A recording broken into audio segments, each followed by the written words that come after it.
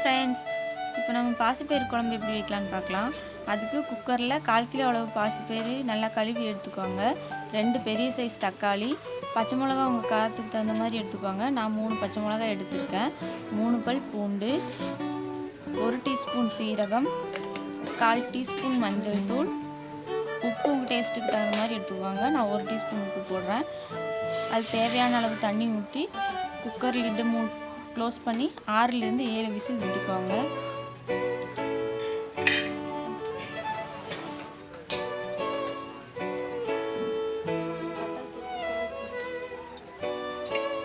Whistle எல்லாம் of ஆனதுக்கப்புறமா குக்கரை ஓப்பன் பண்ணி நல்லா பாசிப்பயிறு மசிய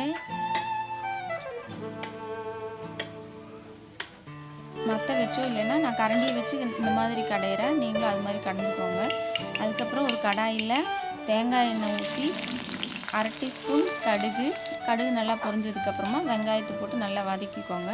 அதில் 1/4 டீஸ்பூன் அளவு மஞ்சள் தூள், 1 டீஸ்பூன் சாம்பார் தூள் போட்டு நல்லா வதக்கி விட்டு பச்சை வாசனை போனதுக்கப்புறமா அதை எடுத்து இந்த பாசிப்பயிறு கடைஞ்சொல்ல அதில் ஊற்றினா பாசிப்பயிறு குழம்பு ரெடி.